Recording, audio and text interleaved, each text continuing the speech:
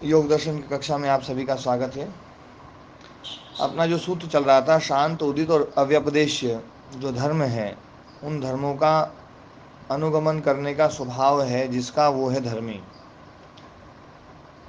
शांत, उदित और अव्यपदेश्य धर्मों के अनुसार चलने वाला धर्मी होता है। ये धर्म धर्मी में भेद वाली विवक्षा में ये बात कही जा रही है। अभेद अवस्था में तो धर्म और धर्मी अलग अलग हो ही नहीं सकते, तो कौन किसका अनुसरण करेगा? कोई किसी का अनुसरण नहीं कर सकता, है ना, क्योंकि दोनों एक ही हैं। धर्म भी वही है, धर्मी भी वही है।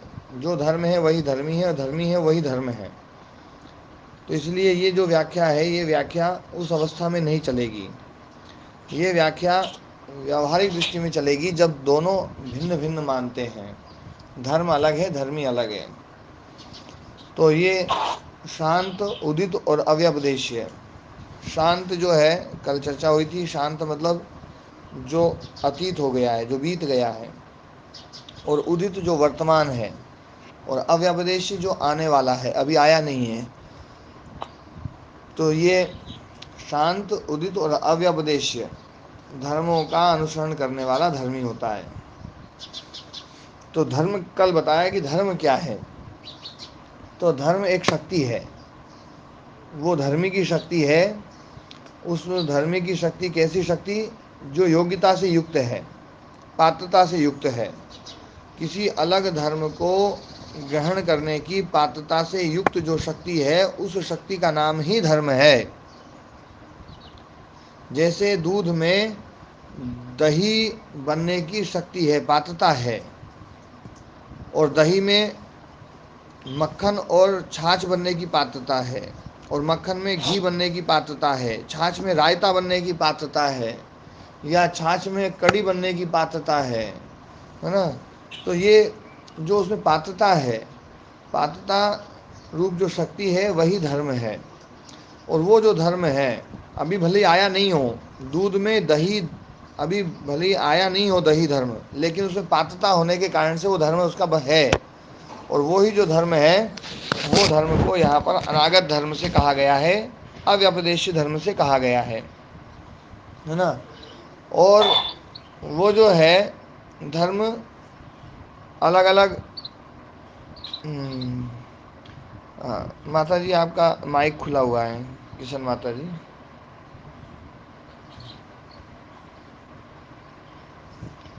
तो फल प्रसव भेदानुमित सद्भाव एकस्य अन्योन्य परिदृष्टः।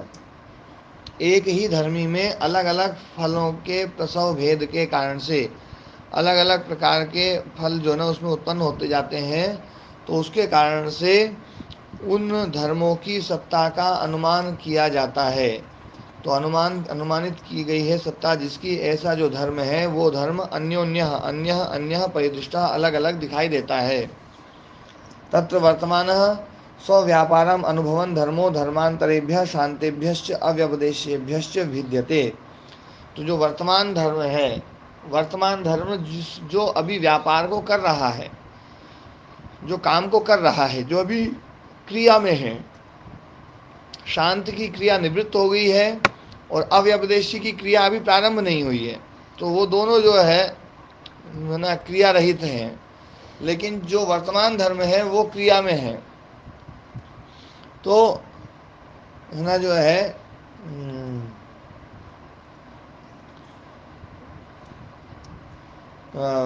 वर्तमान धर्म जो स्व व्यापारम अनुभवन धर्म है, अपने व्यापार का अनुभव करता हुआ धर्मांतरेभ्य दूसरे धर्मों से, दूसरे धर्म दो ही बचे, शांत और अव्यपदेश्य, उनसे भिद्यते भिन्न होता है।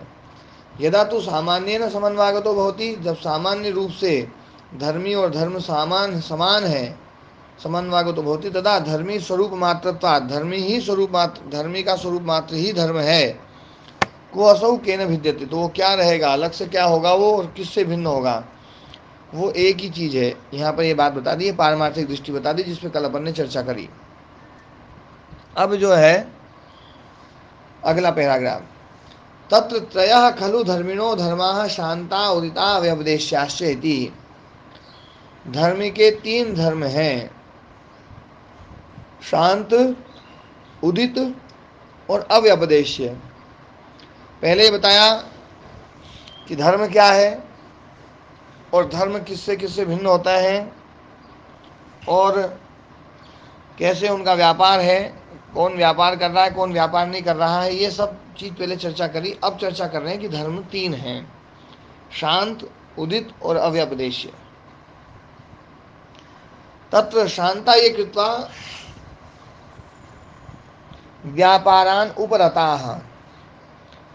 तो जो शांत है, ये शांता, ये कृत्वा व्यापारान को इकट्ठा ऐसा समझ लेना, कृत्वा व्यापारान उपरताः, जो व्यापार को करके उपरताः उपरत हो गए हैं, जिन्होंने कार्य कर दिया और काम को करके और फिर जो है ना, जो है ना उपरत हो गए हैं, अब वो क्रिया में नहीं है, वो हो गए शांत।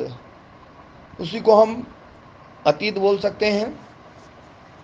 तो जो अतीत है ना, शांत है, जिन्होंने अपने व्यापार को करके और जो उपरत हो गए हैं। और सव्यापारा उदिता, और जिनका व्यापार चल रहा है वो उदित हैं। और जिनका व्यापार अभी प्रारंभ नहीं हुआ है वो अव्यपदेश्य हैं। अच्छा, तेज अनागत से लक्षण से समानांतराः, अनागत लक्षण के समानांतर हैं। समानांतर मतलब पहले बताया था मैंने एक बार,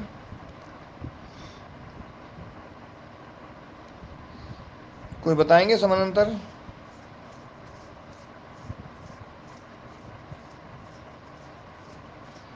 समान रूप से गुरुदेव।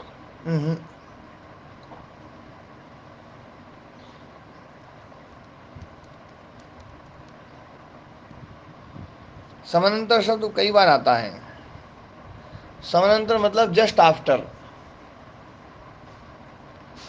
व्यवधान रहित, उसके बाद सीधा वही।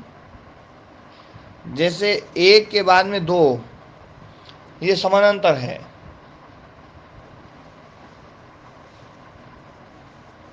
और दो के बाद में तीन, ये समानांतर है। तीन के बाद में छः जो है ना, समानांतर नहीं है, बीच में दो व्यवधान हैं, 4 और 5। तो अनागतस्य लक्षणस्य समानांतराः वर्तमानाः, वर्तमान यहाँ पर भी हो जाएगा, है ना, सव्यापारा उदिताः, ये वर्तमान जो है उदिताः, उदिताः कहो या वर्तमाना कहो, तो वो जो उदित है या वर्तमान है वो अनागत लक्षण के समानांतर, अनागत लक्षण के बिल्कुल बाद में वही आते हैं। वर्तमान से अनंतरा अतीता, और वर्तमान के अनंतर अतीत होता है। मतलब जो उदित धर्म है वो वर्तमान होगा, वर्तमान जो है वो अतीत होगा। वर्तमान से अनंतरा अतीता, किमर्थम अतीत से अनंतरा न भवन्ति वर्तमान, अतीत के अनंतर वर्तमान क्यों नहीं होते हैं? तो बोले पूर्व पश्चिमताया अभावात, अतीत के बाद में वर्तमान जो है उसका पूर्वपरता नहीं है। पूर्वपरता कैसे, मतलब पूर्वपरता मतलब एक के बाद एक, तो उसके जो उसके ना पूर्वपरता मतलब जो है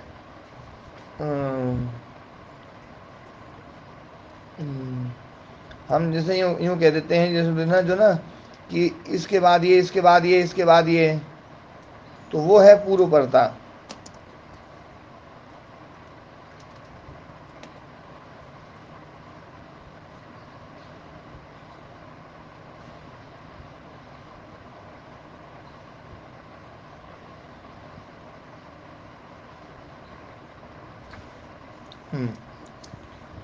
तो अनागत से लक्षण से समांतरा वर्तमान से अनंतरा अतीता है, ये बात इन्होंने कही कि अनागत लक्षण के बाद में आएगा वर्तमान उदित या वर्तमान, और वर्तमान के बाद में आएगा अतीत। अतीत के बाद में वर्तमान नहीं होता है। अतीत के बाद में यदि वर्तमान लाना है तो अतीत को पहले अनागत जाना पड़ेगा। अनागत, अनागत मतलब वो फिर से अनागत धर्म उसमें माना जाएगा। अनागत जो है वो ही जो है वर्तमान बनेगा, और वर्तमान जो है वही अतीत बनेगा। यही पूर्व पड़ता है, यही इसका क्रम है। किमर्थम अतीत से अनंतरा न भवन्ति वर्तमान पूर्व पश्चिमताया अभावात, यथा अनागत वर्तमानयोः पूर्व पश्चिमता नैवम अतीतस्य, जैसे अनागत और वर्तमान की पूर्वपरता है, वैसे ही अतीत और वर्तमान की ऐसी पूर्वपरता नहीं है। वर्तमान के बाद में अतीत हो सकता है, पर अतीत के बाद में वर्तमान नहीं हो सकता है। तस्मात् न अतीतस्य अस्ति समानांतरः, इसलिए अतीत के समानांतर अतीत के बाद में वर्तमान नहीं है। तद अनागता एवं समानांतरो भवति वर्तमानस्येति, तो जो अनागत है वही वर्तमान का समानांतर होता है, वर्तमान के बाद में वही होता है। ओम महाराज जी, हाँ ओम जी ओम। इसमें दही का लक्षण वो ले सकते हैं कि दूध के बाद दही बनने के बाद दही से दूध वापसी नहीं बन पाएगा, ऐसा ले सकते हैं उदाहरण? हाँ, ये मतलब जो है ना कि वर्तमान लक्षण, वो जो दूध है वो ही दूध जो है ना दोबारा नहीं बनेगा।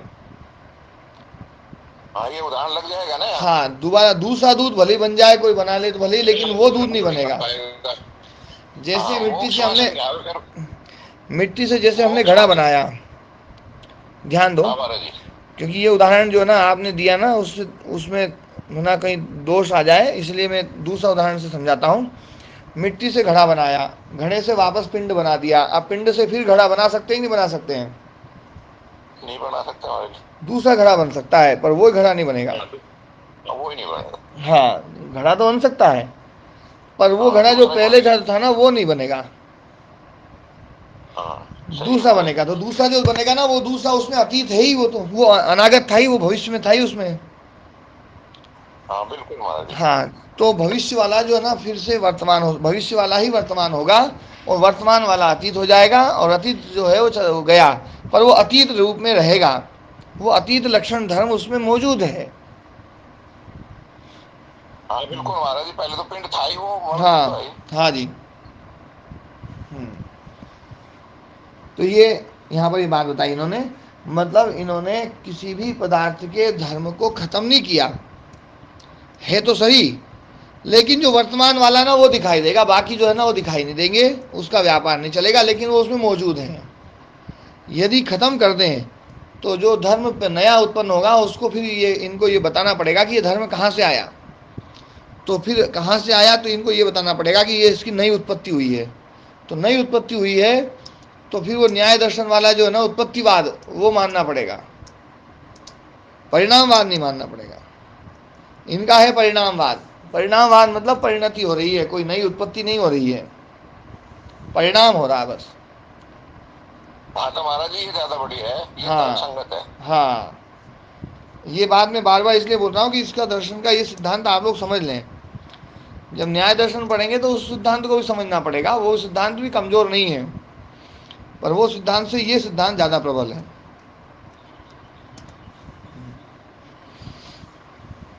जी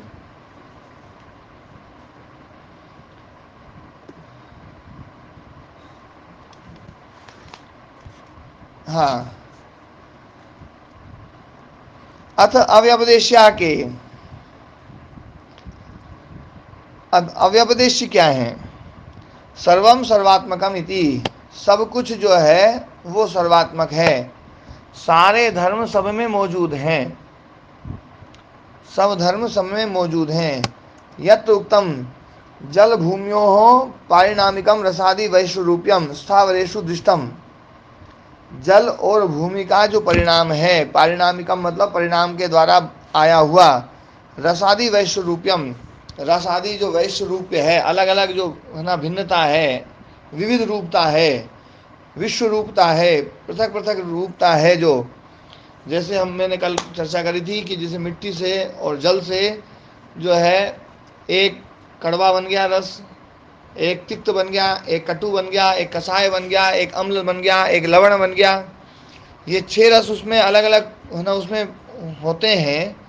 तो ये 6 के 6 रस अलग अलग वो पैदा हुए हैं, नए बने हैं, या उसी भूमि में भी है, वो उसी भूमि में था महाराज जी। भूमि में ही है ना, तो उस भूमि का और जल का ये परिणाम है, पारिणामिक है। पारिणामिक मतलब परिणाम के द्वारा उत्पन्न हुआ, रसादि वैश्य रूपयम स्थावरेशु दृष्टम, स्थावरों में देखा जाता है। स्थावर मतलब जो स्थिर रहने वाले हैं, पेड़ आदि, पेड़ आदि, पेड़ पौधे जो भी पादप हैं जो स्थिर रहने वाले हैं, उन स्थावरों में ये रसादि वैश्य रूप देखा जाता है, दृष्टम। तथा स्थावराणाम जंगमेशु, है ना। और स्थावरों का जो परिणाम है, स्थावरों को खा करके गाय जो ना दूध बना रही है, वो उसका दूध की क्वालिटी अलग है, बकरी के दूध की क्वालिटी अलग है, भैंस के दूध की क्वालिटी अलग है ना। और सब स्थावरों को खाने वाले जितने भी जीव हैं, सब में भिन्नता है या नहीं है? भिन्नता है महाराज जी। है ना। गाय अलग ढंग की बन रही है, गाय का सींग अलग ढंग का बन रहा है, उसका शरीर अलग ढंग का बन रहा है, उसका रंग अलग ढंग का बन रहा है, भैंस का रंग अलग ढंग का बन रहा है, बकरी का रंग अलग ढंग का बन रहा है, चीते का वो हिरण का रंग अलग ढंग का बन रहा है। तो ये सारे के सारे उसमें धर्म पहले से मौजूद थे। वो किस में थे? भूमि में और जल में। और भूमि और जल से वो परिणाम, वो धर्म किस में आए? जो चीज बनी उसमें आ गए। हाँ, स्थावरों में, पेड़ पौधों में, और स्थावरों से जंगमों में। जंगम मतलब जो चलायमान है, गतिशील है, जो जितने भी प्राणी हैं। और जंगमानाम स्थावरेशु, और जंगमों का जो धर्म है वो स्थावरों में फिर चला जाता है। गाय ने जो ना गोबर किया, वो गोबर फिर जो ना उस घास फूस में चला गया। तो ये जो है, ये धर्म जो है, ये एक दूसरे में जाते रहते हैं, क्योंकि इन्हीं का ही परिणाम है वो। वास्तव में कोई नया तत्व नहीं बना है। यदि देखा जाए तो घास फूस कोई नए तत्व नहीं है, ये मिट्टी और पानी ही है। और घास फूस से जो गाय बन गई है, तो वो गाय एक अलग जीव, अलग तत्व नहीं बन गया है, वो इसी का ही परिणाम है। और गाय से दूध आदि बन गया, गोबर बन गया, वो उसी का परिणाम है। और गोबर से फिर घास वास उग गई, वो उसी का परिणाम है। मतलब ये कहना चाह रहे हैं कि ये 23 तत्वों का ही परिणाम है, कोई नया तत्व नहीं आया है। सर्वम सर्वात्मकम, ये सारी चीजें जो है ना, सारे धर्म मौजूद वाली हैं, है ना। एवं जात्यनुच्छेदेन सर्वम सर्वात्मकमिति, जाति का बिना नाश हुए सर्वम सर्वात्मकम, सब कुछ सब में मौजूद है। जाति का नाश नहीं होगा। जाति का नाश नहीं होगा मतलब जाति का नाश का मतलब है कि जो पृथ्वी तत्व है वो जल तत्व नहीं बनेगा, जो जल तत्व है वो पृथ्वी तत्व नहीं बनेगा, जो आकाश तत्व है वो, है ना, वो नहीं बनेगा। ये, है ना, जो ना जाति जो है वो जाति तो रहेगी। मतलब हम भी देखते हैं कि जो है मिट्टी से घड़ा बन गया, घड़े से सकोरा बन गया, सकोरे से टुकड़े बन गए, टुकड़े से चूर्ण बन गया। ये सारे जो है जो बन रहे हैं, उसमें मिट्टी की जो जाति है ना, वो जाति नहीं बदल रही है कि बदलती है? नहीं बदलती महाराज जी, आगे धर्म लक्षण अवस्था परिणाम ही रहेंगे। बस धर्म लक्षण अवस्था परिणाम होगा, जाति नहीं बदलेगी। यही बात कह रहे हैं। जात्यनुच्छेदेन, जाति का उच्छेद नहीं होता है, जाति का अनुच्छेद, उच्छेद मतलब नाश, समाप्ति, है ना। तो जाति की समाप्ति रहित होकर के सर्वम सर्वात्मकमिति, सब में सब है, सर्वम सर्वात्मकम, सब जो है सब स्वरूप वाले हैं।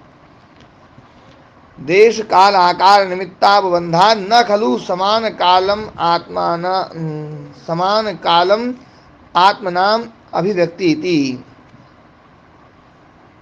देश काल आकार निमित्तापबंधात, देश काल आकार और निमित्त की अधीनता के कारण से, अपबंध के कारण से, उसके जुड़ाव के कारण से, है ना, समान कालम जो है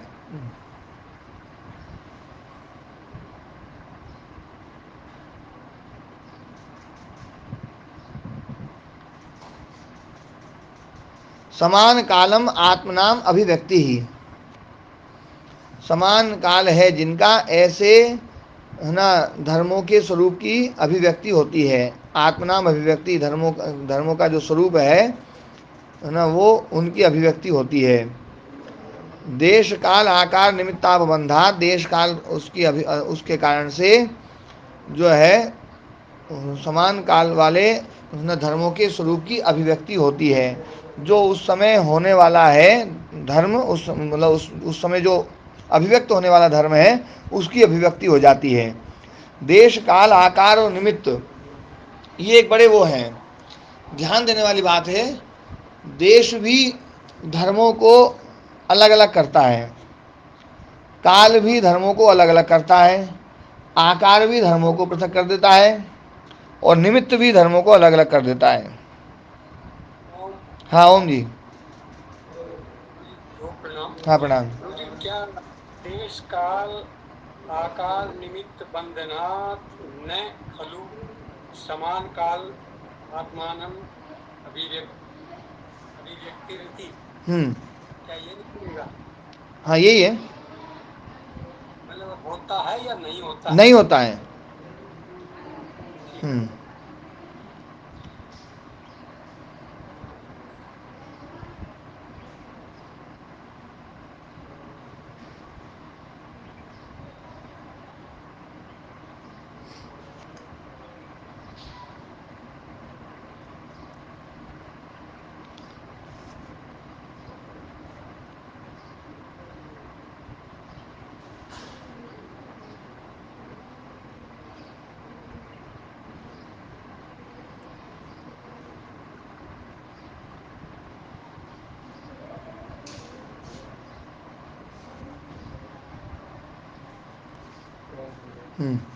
ओम प्रणाम।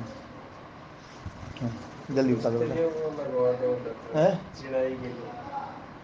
अभी मैं भेज देता हूँ, पार्ट एक बार ख़त्म हो जाए, है ना, थोड़ी देर में उनको बुला देता हूँ। वो उसको, वो जो मिस्त्री है ना, उसको मेरे पास भेज देना एक बार। हाँ उसको बोलो एक बार।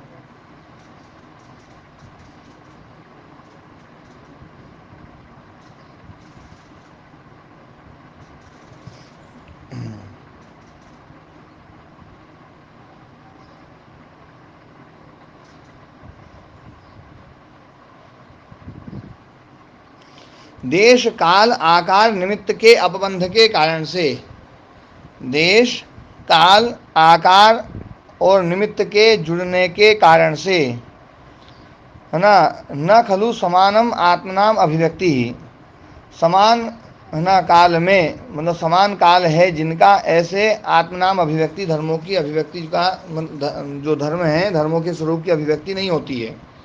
वो क्यों नहीं होती है वो समझना। जैसे पिंड है और पिंड से हमने घट बना दिया, तो पिंड से घट बना दिया, तो पिंड जो है वो उस काल में ही था, और ये जो है घट जो है ना वो अलग काल में है। तो अलग काल में होने के कारण से, काल जुड़ा हुआ होने के कारण से, यदि काल उसमें भेद नहीं करता तो एक ही समय में पिंड भी दिखाई देता और एक ही समय में घट भी दिखाई देता। लेकिन चूंकि काल के कारण से, काल के अपबंध के कारण से, जिस समय पिंड है उस समय घट नहीं रहेगा, जिस समय घट हो गया उस समय पिंड नहीं रहेगा। उसके कारण से, है ना, उनके उन धर्मों के, तीनों धर्मों के स्वरूप की अभिव्यक्ति एक साथ नहीं हो सकती है। जैसे काल के बारे में बताया, वैसे देश के बारे में, जो इस देश में है वही हमें दूसरे देश में एक साथ नहीं दिखाई दे सकता है। क्यों? क्योंकि स्थान का अपबंध है। जो इस स्थान में रहेगा वही दूसरे स्थान में एक ही काल में नहीं रह सकता है, वो दूसरे स्थान में दूसरे काल में जाएगा। अभी इस स्थान पर है और दूसरे स्थान पे हमें दिखाई दे, ऐसा संभव नहीं है। इसी प्रकार से जिस आकार की जो वस्तु है उसमें दूसरा आकार हमें नहीं दिखाई देगा, क्योंकि आकार जो है ना उसका भेद करता है। और ऐसे ही निमित्त, किसी निमित्त के कारण से कोई चीज़ दिखाई देती है, वो निमित्त जब तक ना जो ना, और दूसरी चीज़ दूसरे निमित्त के कारण से, तो एक निमित्त होने पर एक ही चीज़ दिखाई देगी, दूसरे निमित्त में दूसरी चीज़ दिखाई देगी। तो इसलिए, है ना, देश काल आकार निमित्त के अपबंध के कारण से समान कालम आत्मनाम, समान काल वाले आत्मनाम धर्मों का जो स्वरूप है, स्वरूपों की अभिव्यक्ति नहीं होती है। यह एतेषु अभिव्यक्तान अभिव्यक्तेषु धर्मेषु अनुपाति सामान्य विशेषात्मा सो अन्वयी धर्मी। और जो इनमें जो अभिव्यक्त हो रहे हैं या अनभिव्यक्त हैं, एक अभिव्यक्त होगा, कौन सा अभिव्यक्त होगा? जो वर्तमान कालिक है, उदित है, जो उदित धर्म तो अभिव्यक्त होगा। और अनभिव्यक्त कौन कौन से हैं? जो अतीत है या अनागत है। तो अभिव्यक्त और अनभिव्यक्त धर्मों में जो अनुपाति, उन धर्मों में साथ में रहने वाला, उसका अनुगमन करने वाला सामान्य विशेषात्मा, सामान्य और विशेष दोनों आत्मा है जिसकी, सामान्य धर्म भी उसी का है और विशेष धर्म भी उसी का है। सामान्य धर्म वो है जो अतीत है या अनागत है, और विशेष धर्म वो है जो अभी वर्तमान में चल रहा है। वर्तमान में जो धर्म चल रहा है वो विशेष इसलिए है क्योंकि वो दूसरे धर्मों से उसको पृथक कर देता है। ये धर्म उसको पृथक कर देता है, लेकिन जो अनागत है, अनागत तो सामान्य है, वो पृथक करने वाला नहीं है। क्यों? क्योंकि अब कौन सा धर्म आ जाए ये थोड़ी पता है। जैसे अभी घड़ा जो बना हुआ है, उस घड़े में घट धर्म जो है ना, ये विशेष है। ये घट धर्म दूसरे धर्मों से इस धर्म को पृथक कर रहा है, लेकिन बाकी जो धर्म है वो पृथक करने वाले नहीं हैं। बाकी धर्म पृथक करने वाले नहीं हैं। अरे ऊपर कौन है? एक बार इधर आना। हाँ, ऊपर खाट तो नहीं उतार रहे हैं? हाँ, ना ना खाट नहीं उतारना उसको। नहीं उतारना। ना ना विधायक जी बोले सीढ़ी के नीचे ले किया होगा। अरे नहीं, उसको ऊपर फिर इधर ही है वो नहीं तारा, इधर से आती ही नहीं है मोटर से। हाँ, वो आएगी भी नहीं ना, उनको बोल देना गुरुजी मना करती है।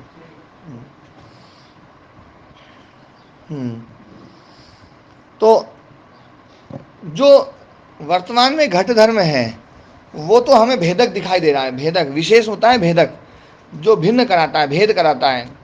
लेकिन उसके अंदर जो अतीत धर्म, अनागत धर्म है जो अभी आए नहीं है, वो कौन कौन से हो सकते हैं? घड़े में अनागत धर्म क्या क्या हो सकते हैं?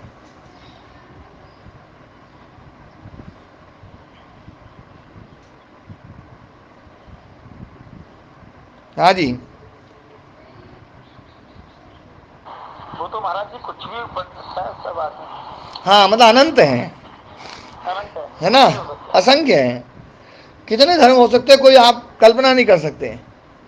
तो वो सारे धर्म अभी भेद नहीं करा रहे हैं,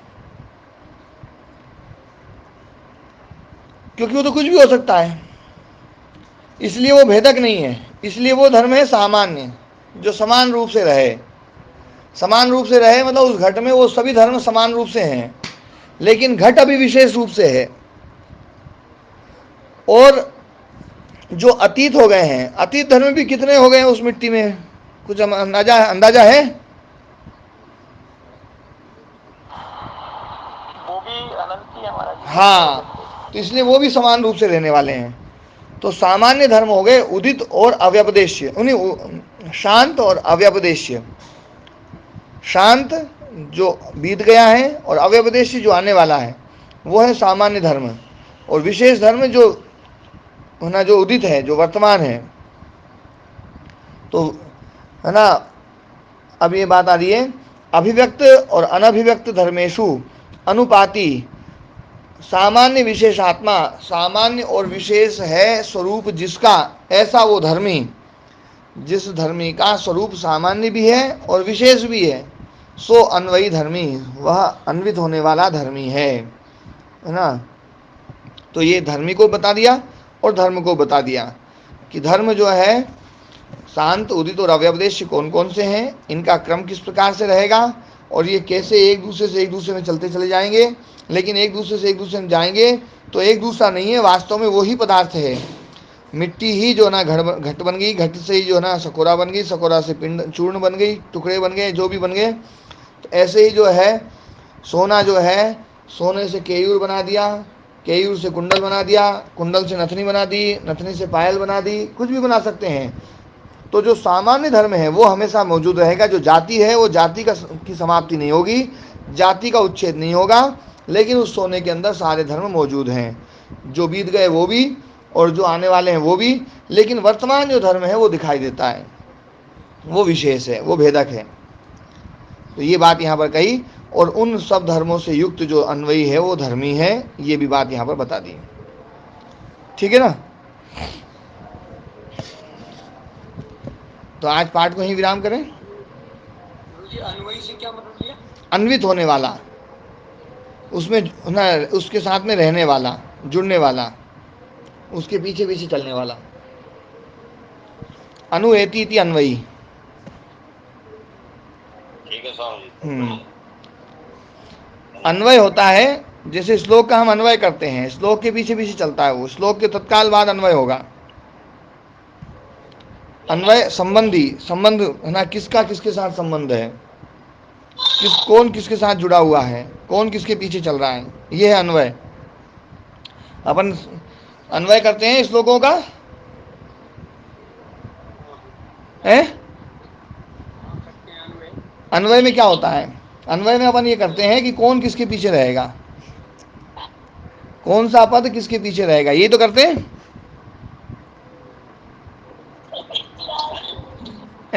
क्यों जी देवदत्त जी?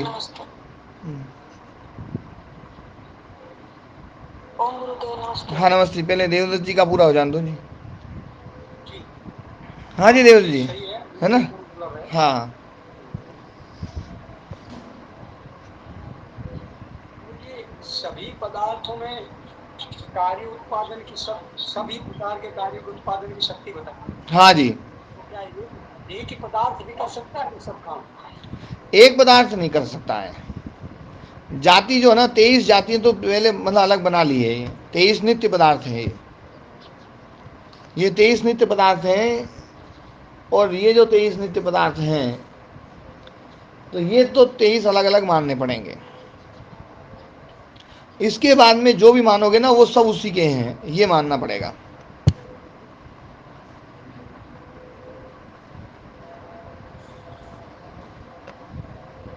ठीक है।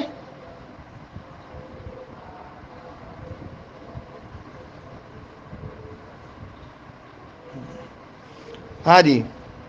जी माता जी। ओम गुरुदेव हाँ नमस्ते। मैं नमस्ते। बोल रही थी गुरुदेव, जो चेतना धर्म है हमारा, जो हम चेतन है, तो ये देश में आ जाएगा ना? देखो, ये सारी बातें जो चल रही है ना, ये दृश्य में चल रही है। चेतन धर्म दृश्य का नहीं है।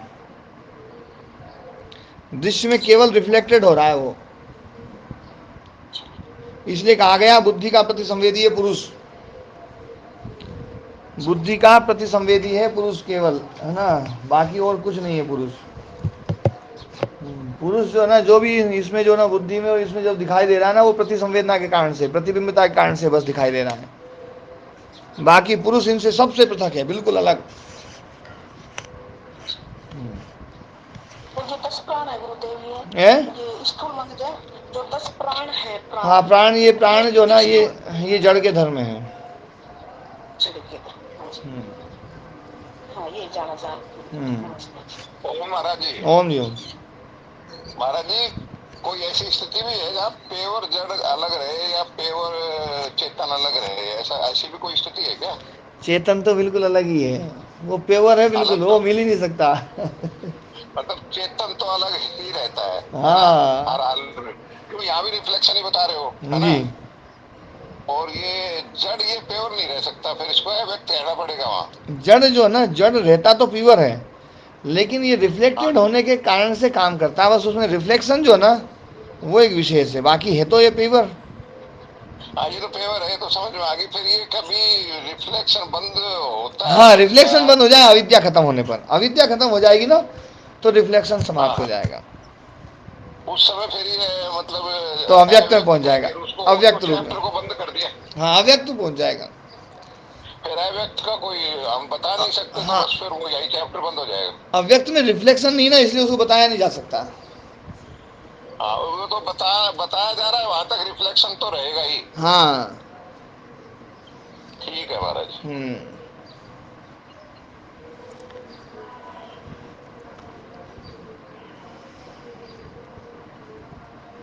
ओम गुरुदेव हाँ, नमस्ते। हाँ नमस्ते जी। गर्वित का मन लग रहा है गुरुदेव, पूछ हाँ सकते लग इसमें रहा है। दादाजी? वो दादाजी को बोल देना, बोले जो है ना, गुरु जी के काम में ज्यादा दखलंदाजी नहीं करेंगे। देखो गुरुदेव, मैं आज जाने का विचार है उधर, वो बोल रहे थे आ रहे हैं उनके सारे परिवार वाले, बहन आ हाँ रही है बोले, 2-3। बोले भैया जो है ना, दादाजी को एक बार बोल देना, बोले तुम गुरु जी से मिल आओ एक बार। गुरु जी से मिले नहीं बोले। हाँ आएंगे गुरुदेव, एक बार समय हाँ, से निकाल के जरूर आपके पास। बोले जिस दिन मैं बुलाता हूँ ना बच्चे को, उसी दिन भेज दिया करें। बोले ये गुरु जी अलग ढंग के हैं। गुरुदेव कई विचार होते हैं परिवार में, सब डाल के सुननी पड़ती है सभी गुरुदेव, फिर तालमेल बिठाना पड़ता है। ठीक है। ठीक है गुरुदेव। तो गुरु जी हाँ प्रणाम। जी ओम, प्रणाम जी। महाराज प्रणाम। हाँ प्रणाम जी ओम, प्रणाम। प्रणाम। ओम प्रणाम जी ओम, प्रणाम। ओम नमस्ते स्वामी।